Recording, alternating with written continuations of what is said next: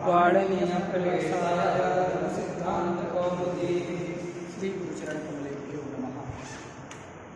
अभी देखो हम लोग कृत्य प्रक्रिया का अध्ययन कर रहे थे, अब पूर्व कृदंत प्रकरण का अध्ययन करेंगे। तो पूर्व कृदंत क्यों कहते हैं वो? तो बीच में देखो उणादि प्रकरण है, उसमें भी एक ही सूत्र है, लेकिन मध्य में क्या है? उणादि प्रकरण। उणादि के जो पहले कृदंत है उसको पूर्व कृदंत, और उणादि के जो बाद में है उसको उत्तर कृदंत। इस प्रकार पूर्व कृदंत और उत्तर कृदंत का जो है भेद किया गया। बात सुना गई? तो हम लोग पूर्व कृदंत प्रकरण का अध्ययन करने जा रहे हैं। पूर्व कृदंत में देखो सबसे पहला सूत्र है डबुल त्रिचौ। क्या सूत्र है? डबुल त्रिचौ। यह सूत्र है। सूत्र में आप देख के समझ पा रहे होंगे कि प्रथमा के द्विवचन, प्रथमा का द्विवचन है डबुल त्रिचौ। डबुल चा त्रिचा इति डबुल त्रिचौ। कौन समास हुआ? कौन सा द्वंद्व? इतरेतर योगक द्वंद्व। डबुल चा त्रिचा इति डबुल त्रिचौ इतरेतर योग द्वंद्व समास। अब देखो इसमें धातुओं का अधिकार आता है। इसका अधिकार है धातुओं का अधिकार आएगा। तो धातु को ऐसे लिख लो, इसके अधिकार में प्रतीक है ना। धातुओं का अधिकार तीसरे अध्याय की समाप्ति तक है जी। तो उसी के अंतर्गत आ रहा है डबुल त्रिचौ, धातुओं का अधिकार आ गया। और एक सूत्र प्रत्यय परश्चा, तो परहा आ जाएगा परश्चा से परहा, ठीक है जी। तो जो है उससे पर में, धातु से पर में कौन होगा? तो डबुल और त्रिच दोनों क्या है? प्रत्यय है। तो धातु से पर में डबुल प्रत्यय तथा त्रिच प्रत्यय होते हैं। देखो ये भी एक सामान्य सूत्र है, किस धातु से होगा ये नहीं लिखा, तो ये सामान्य है, उत्सर्ग है, और जो आगे वाले आएंगे वो सब क्या होंगे? इसके बाधक होंगे, अपवाद होंगे। तो विशेष विशेष धातु से उनका विधान किया जाएगा। यहाँ देखो धातु से पर में परश्चा, धातु से पर में डबुल और त्रिच प्रत्यय होते हैं। बात में आ गई? क्या अर्थ होगा? धातु से डबुल और त्रिच प्रत्यय होते हैं तथा वे कृत संज्ञक होते हैं।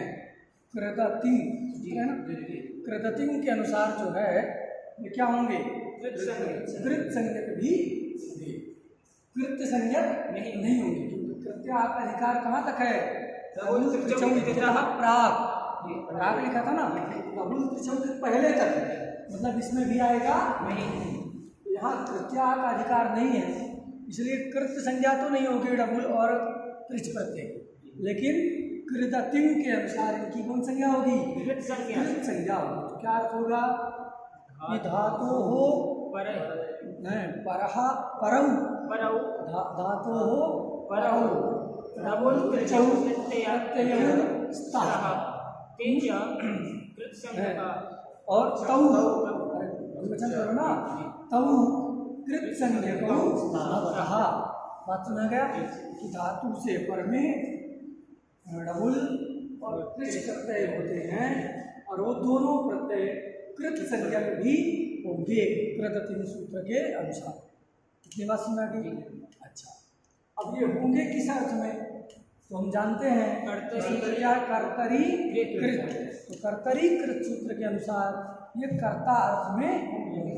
यहाँ तयो एवं प्रत्यक्ष खलथा नहीं लगे, तो जो है कर्तरी कृत के अनुसार डबुल प्रत्यय और त्रिच प्रत्यय दोनों किस अर्थ में होंगे? कर्ता अर्थ में होंगे। देखो वृत्ति लिखा है धातु हो एतौ स्तः कर्तरी कृति कर्तरी कृत सूत्र के अनुसार ये दोनों ही प्रत्यय कर्ता अर्थ में होंगे। बात सुना रही कि नहीं जी? गला एकदम पूरा बैठ से गया है, मतलब निकल नहीं रहा है, समझे? चलो बात अर्थ समझ आ गया कि नहीं आया? अच्छा, अब उदाहरण दे, एक बात और समझ लो।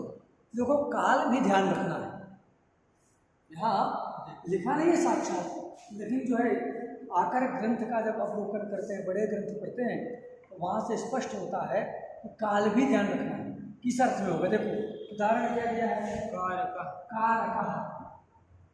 दिया ना। कारकः, कारकः का क्या विग्रह है? करोति,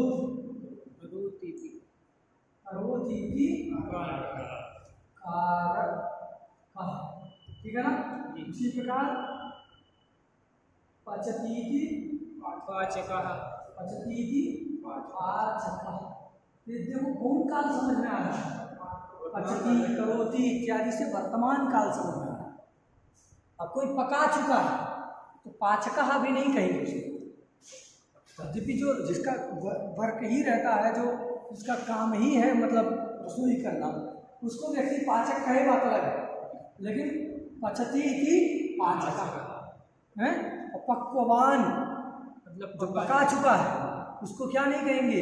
पाचकः नहीं कहेंगे, उस अर्थ में नहीं बनेगा। पक्ष्यति इति पाचकः नहीं होगा, पचना नहीं, पक्ष्यति इति पाचकः ऐसा नहीं होगा। यह किसमें होता है? काल का। ऐसा व्याख्याकारों ने निर्देश किया है कि वर्तमान काल अर्थ में ही रहुल और त्रिच करना। कारक कौन सा होगा? कर्ता। तो कर्ता कारक अर्थ में होगा, लेकिन काल कौन सा होगा? वर्तमान। इसीलिए देखो करोति इति कारकः, पचती इति पाचकः, पठती इति पाठकः, हरति इति हारकः। ऐसे सब बनता है कि नहीं बनता? लिखति इति लेखकः, लिखति इति लेखकः, ऐसे सब बन जाएंगे वो। तो सब जगह क्या है? कर्ता में ही मतलब वर्तमान काल में हो रहा है। क्या समझ गए? धातु से पर में रबुल और त्रिच प्रत्यय होते हैं कर्ता अर्थ में, कर्तरी कृत के अनुसार कर्ता अर्थ, ये भी बोलना है अर्थ में, कर्ता अर्थ में। और वर्तमान काल रहे तो और वो कृत संज्ञक संज्ञक। इतना सब इसके बारे में समझ लेते हैं। अब प्रयोग से धातु क्या है? दुक्रिय करणे, क्रिय करणे, करणे क्या धातु है? दुक्रिय करणे का करणे तो अर्थ बता रहे हैं जी। सप्तम यंत्र के द्वारा अर्थ निर्देश होता है जी। कर्ण अर्थ में, कर्ण मतलब करना जी। अच्छा, और दू की संज्ञा किससे हो जाएगी? आदिनी गुणवा। आदिनी गुणवा से दू की संज्ञा हो गई, तस्य लोभा से लोभ। बचा उसकी अलंकन से संज्ञा हो गई, तस्य लोभा से लोभ हो जाएगा जी। क्या हो गया? क्री। ये तो अर्थ है, इसको लिखने की जरूरत नहीं। क्या स्थिति, क्या धातु है? क्री। क्रिया करने रही, लेकिन लक्ष्य में क्री उपस्थित हुई, अनुबंध विनिर्मुक्त पदार्थोपस्थिति सिद्धांत के अनुसार क्री हो गया। और डबुल त्रिचौ से क्या प्रत्यय करेंगे? डबुल क्या करेंगे? अब डबुल में देखो स्थिति क्या है? डबुल में जो ला है उसकी लसत है अलंत्यम से संज्ञा हो जाएगी। किससे हो जाएगी? ला की अलंत्यम सूत्र से संज्ञा हो जाएगी। और जो बड़ा उसकी तू से संज्ञा होकर के दोनों का एक तस्लोपा से लोप हो जाएगा। बचेगा क्या? क्या बचेगा? अनुबंध सब चले गए। लक्ष्य में अनुबंध विनिर्मुक्त पदार्थोपस्थिति क्या आएगा? अच्छी आ गई कि नहीं? और जब त्रिच करेंगे तो त्रिच में जो चकार की संज्ञा हो जाएगी, अलंत्यम लोप हो जाएगा। लक्ष्य में क्या आएगा? ठीक है। क्री धातु से अगर डबल करते हैं तो क्या स्थिति हो जाती है? क्री भू। ठीक है ना जी। अब भू के स्थान में आग आदेश करने के लिए सूत्र आ रहा है युगोरनाको। युगोरनाको बता देना जी। है युगोरनाको,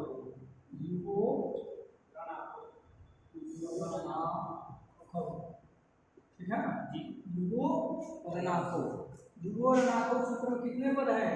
दो पद। युगोरनाको में कितने पद हैं? दो पद। एक तो क्या है? क्या है? युगो है षष्ठी के द्विवचन है कि एक वचन? कैसे? अरे मूल शब्द है यू और गु, दोनों है दो वचन। अरे दो शब्द है ना जी, यू गु, यू शब्द और भू शब्द। डबल प्रत्यय करेंगे तो भू बचेगा जी है, और जो ल्यूट प्रत्यय करेंगे तो यू रहेगा। दोनों के स्थान में करना है जी। तो कैसे करेंगे? पहले यहाँ समास करेंगे।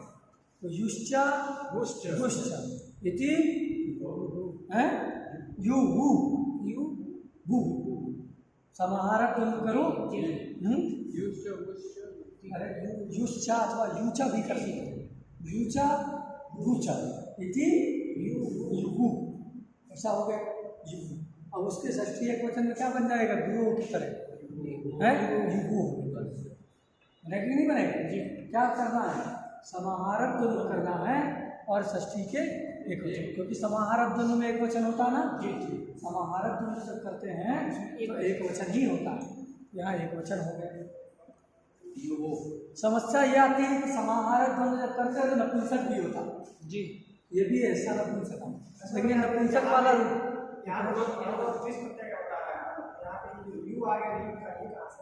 अरे भैया राहुल प्रत्यय में यू बचा ना जी अब यू के स्थान में कुछ करना होगा कि नहीं यू रख देंगे तो कारक बन जाएगा। अरे यू केवल करने से कारक नहीं ना बनेगा यू के स्थान में हमको करना क्या है अक आदेश यू के स्थान में क्या करना क्री अक वृद्धि करके कारक बनेगा। तो ये प्रसंगता आया कि नहीं क्या समझे यूचा यूचा इति युहु अथवा युश्चा बुश्चा इति युहु ऐसा समाहारक द्वंद्व और समाहारक द्वंद्व में एक वचन ही होता इसलिए षष्ठी के एक वचन में क्या बन जाएगा युहो हो गुरु हो बनता ना साधो हो उसे जो है युहो हो। समस्या ये है कि भाई समाहारक द्वंद्व करते हैं तो नपुंसक लिंग भी होता है सनपुंसकम से और अगर नपुंसक लिंग हो जाएगा तो युगो नहीं बनेगा ये तो पुलिंग में बनता है गुरु और षष्ठी में क्या बनता है दधी शब्द में है तालु शब्द में क्या बनता है तालुना तालु शब्द है अरे नपुंसक में चलता है ना तालु तालुनी तालुनी मधु मधुनी मधुनी चलता है वैसे चलेगा युगु शब्द में वैसे चलेगा नपुंसक में तो क्या बनना चाहिए जैसे मधुना बनता है तालुना बनता है वैसे युगुना बनना चाहिए था इको से विभक्तों से नुम हो करके ठीक है लेकिन यहाँ जो है जो क्या नाम से क्या नहीं हुआ नपुंसक लिंग नहीं मतलब समाहारक द्वंद्व होने से एक वचन तो हो गए लेकिन जो लिंग लोक के अधीन है लिंग क्या है लोक के अधीन है तो लिंग जो यहाँ होगा नहीं इस तोष चुना सूत्र में जैसे करते हैं ना वहाँ भी तो यही है साचा तुष्चा इति स्तु तयो हो स्तो कैसे हो जाएगा समाहार कर रहे हैं तो स्तुना बनना चाहिए था बनना चाहिए कि नहीं जैसे स्तुनाश्चु में समाधान करते हैं किसको कैसे बन गया तो इसे समाधान यहाँ भी करेंगे समाहारक द्वंद्व है और जो क्या हो गया है सौत्रत्वात् पुलिंग हो गया क्या हो गया है होना चाहिए नपुंसक लेकिन सौत्रत्वात् जो है पुलिंग हो गया ठीक है ना जी। सौत्रत्वात् क्या है जब वहाँ जो पढ़ोगे तो चुनाशु को वहाँ ठीक से बताया जाएगा। बात समझ आ गई हो कहाँ का है षष्ठी के एक वचन का है षष्ठी के एक वचन का है युगो है कि नहीं और अंचा अक्ष है अंचा अनश्चा अकश्च इति अनाकौ ये जो जो प्रथमांत होता है वो क्या होता है आदेश होता है विधेय होता है समझ रहे जो षष्ठ्यंत होता है वो स्थानीय होता है तो स्थानीय कितने हैं दो यू और आदेश भी कितने हैं दो अंत और तो यथा संख्य नाम क्या हो जाएगा यू के स्थान पर आदेश हो जाएगा यू के स्थान में आदेश हो जाएगा। देखो व्याकरण शब्द है तो व्याकरण में क्या करते हैं बी प्लस आन है और त्रि और टाला की चिन्ह यू बचा यू को हो जाता अन व्याक्री अन फिर गुण कर दिए क्री को व्याकरण दर्शन दृश्यते अनेन इति दर्शनम है व्याक्रियते पृथक है व्याक्रियते व्याक्रियन्ते व्युत्पाद्यन्ते पृथक क्रियन्ते असाधु शब्देभ्यः साधु शब्दाः अनेन तद व्याकरणम जिसके द्वारा असाधु शब्दों से साधु शब्द को अलग करके बतला दिया जाए ऐसे नियम को क्या कहते हैं व्याकरण कहते हैं। व्याकरण शब्द नहीं बनाता हो वस्तुस्थिति तो ये है कि साधु शब्द असाधु शब्दों से साधु शब्द को अलग करके बता देता है कि देखो ये साधु है, इसका प्रयोग करना। तो वही हम पता लगा रहे हैं कैसे कैसे साधु है, ठीक है ना। बात समझ आ गई। यू के स्थान पर अन और के स्थान पर अक। तो यहाँ जो क्या प्रत्यय किए हैं, रबुल बचा यू गु जी, रबुल बचा गु के स्थान पर यू आक क्या हो जाएगा, अक आदेश। अब बताओ जो अक आदेश है तो अंत में होगा कि पूरे के स्थान में होगा? अरे गु के स्थान में करना है जी, गु में जो उ है उसके स्थान में होगा कि पूरे के स्थान में होगा? अंत में। कैसे? अलोन्त्य से सूत्र है कि नहीं है कि षष्ठी निर्देश करके जो कार्य करेंगे वो कहाँ होगा, अंत्यस्य अंत्य के स्थान में होगा। तो ये षष्ठी नहीं है, युगो षष्ठी है कि कहाँ प्राप्त होगा, अलोन्त्य के अनुसार अंत्य अल जो उ है उसी के स्थान में प्राप्त होगा। लेकिन अलोन्त्य का एक बाधक सूत्र है ना, क्या, अनेकाल तो भैया अगर अनेक अल वाला होगा तब तो क्या होगा, सर्वस्व। जिस आदेश में अनेक अल वो किसके स्थान में होगा, सर्वस्व। तो जो बताओ अक में एक अल है कि अनेक है, अनेक और तीन है ना, आ का अ तीन तो है अक, तो अनेक अल वाला आदेश है। इसलिए अलोन्त्य को बाध करके अनेकालचित सर्वस्या इस परिभाषा के अनुसार संपूर्ण भू के स्थान में क्या हो जाएगा, इसके स्थान में हो जाएगा अब। क्या हो गया, अब क्री अक स्थिति हो गई, क्री अक। अब ये जो दिख रहा है देखो रघुन प्रत्यय हुआ है, रघुन में रा की संज्ञा हुई कि नहीं जी, तो ये हो गया कि गुणित है और उसके स्थान में जो अक आया है वो भी क्या होगा, रित हो जाएगी। अरे कुलपति जी के स्थान में जो दूसरा आएगा वो भी कुलपति कहलाएगा कि नहीं कहलाएगा? हम पढ़ा रहे हैं, दूसरा पढ़ाएगा तो वो भी अध्यापक तो कहलाएगा ही। उसी प्रकार रित कौन था, भू, उसके स्थान में आ गया अक, तो स्थानीय भाव से वो भी क्या हो गया, रित हो गया। रित प्रत्यय पर में है, अतः सूत्र लग जाएगा अचोड़िति। अचोड़िति से क्री को क्या हो जाए, क्री में जो री है अजंत है, इसलिए अजंत अंग होने के कारण अचोड़िति से री को क्या हो जाएगा, वृद्धि। तो री को वृद्धि करेंगे तो क्या होगा, आ, ठीक है। उदाहरण कहाँ लग जाएगा, तो हो जाएगा आर, ठीक है। क्री के स्थान में क्या कर लो, तो का आर अजेनम क्या बन जाएगा, कारक, ठीक है। जो पच धातु है उसे बना लेंगे कि नहीं, पच धातु है उससे क्या प्रत्यय किए, डबल किए, निबंध लो तो क्या बचेगा, क्या हु, क्या स्थिति हो जाएगी, पच भू हो गया, पच भू। अब पच भू के स्थान फिर युगो रना को उसे अलोन्त्य से परिभाषा इसके अनेकाल के स्थान में हो जाएगा। तो क्या स्थिति हो जाएगी, अरे पच, अरे भू के स्थान में कर दिए ना, पच पच अक है। अब यहाँ पर अजंत तो है नहीं, पच अचोड़िति लगेगा नहीं, लेकिन एक सूत्र अत उपधाया, क्या सूत्र है, अत उपधाया। उपधा में यदि ह्रस्व आकार रहेगा तो इतड़ित प्रत्यय के परे रहती वृद्धि होता है, अत उपधाया।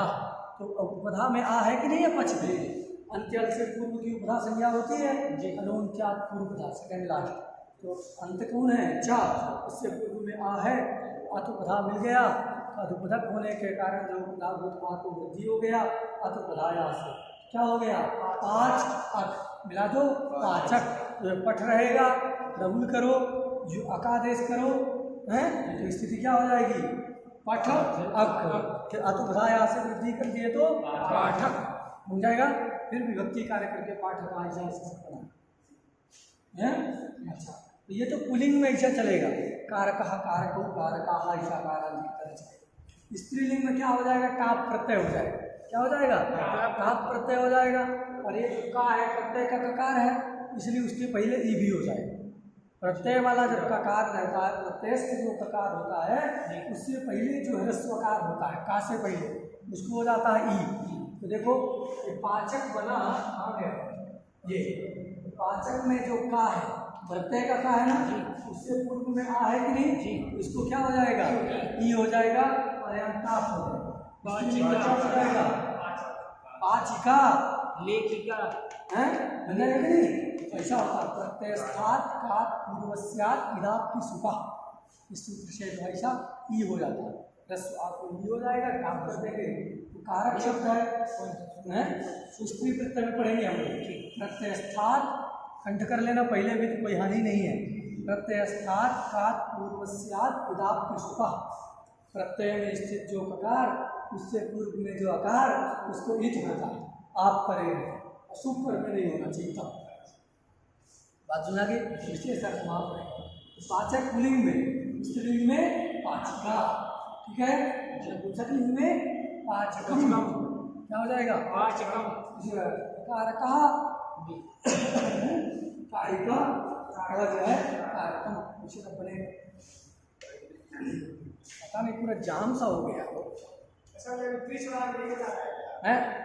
वाला बताएंगे तो पहले है ना, प्रभु के दो चार उदाहरण समझ लो। त्रिच वाला भी बता रहे हैं, देखो त्रिच वाला समझे। त्रिच की देखो धातु कौन है? क्री ही ले लो, क्या धातु है? क्री धातु है। उससे जो क्या कर दिए, क्या रघुल त्रिचौ से क्या कर देंगे? त्रिच प्रत्यय कर देंगे। तो राहुल त्रिचौ से त्रिच कर दिए, चकार की संज्ञा हो जाएगी, बचेगा क्या? स्थिति क्या हो गई? क्री त्रि, क्या स्थिति हो गई? क्री त्रि। अरे अधिक है क्या?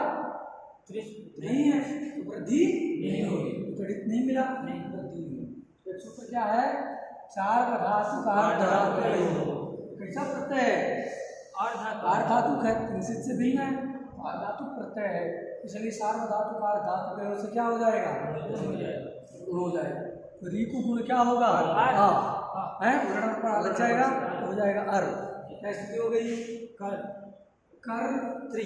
अब जो ये हल है नंबर में, तो रेप ऊपर चला जाएगा। क्या स्थिति हो गई? कर्त्री। क्या शब्द बन गया? कर्त्री बन गया। प्रातिपदिक संज्ञा करके इसे पिता बनाते हो पिछले शब्द से, इसे कर्त्री से क्या बन जाएगा? कर्ता। रूप चले कर्ता, कर्तारु, कर्ता। स्त्रीलिंग होगा तो कर्त्री रहेगा। अमरिकारांत है कि नहीं? जिन्नेभ्यो गी। रिकारांत और नकारांत जो शब्द होते हैं उससे क्या हो जाता है? गीप हो जाता है। तो क्या बन जाएगा? कर्त्री। ऐसे ठीक है, इसलिए कर्त्री। नपुंसक में तो यही रहेगा कर्त्री। नपुंसक क्यों नहीं बनेगा? कर्त्री शब्द है वैसे रहेगा, उसका लुप्त हो जाएगा। कर्त्री आगे में परिवर्तन होगा, पुल्लिंग में कर्ता, स्त्रीलिंग में कर्त्री और नपुंसकलिंग में कर्त्री, ठीक है। और वैसे दूसरा शब्द बना सकते हो, पचधातु है, उससे त्रि करेंगे तो क्या बन जाएगा? पक्ता। अरे पक्त्री शब्द बनेगा, पक्का है ना जी, पच है और प्री है जी, चा तो हो जाएगा क्या? कबर का आदेश हो जाएगा जी, तो क्या हो जाता है? पक। क्या हो जाएगा? पक्त्री। ऐसा रहेगा पक्त्री। और एक वचन में क्या रूप बनेगा? पक्ता। पक्ता, पक्तारू, पक्तारा सब बनेगा। स्त्री में पक्त्री ऐसा बन जाएगा, ऐसे हरत्री सब बन जाएगा, ठीक है ना हो। इस प्रकार हमने सूत्र पढ़ा, तो पढ़ा यू और नाकौ। तो यू मतलब डबुल और जो त्रिच जो प्रत्यय करते हैं, इस पर एक सहायक सूत्र आया या यू और नाकौ। तो यू के स्थान में क्या होता है? और यू के स्थान में अप होता है। अब यू वाला उदाहरण यहाँ नहीं दिया है, लेकिन हम एक को समझ गए, व्याकरण दर्शन ये सब में गमनम गमन। चल तो आज इतना ही रखते हैं, ये 2 सूत्र हो गए, आगे वाला हो।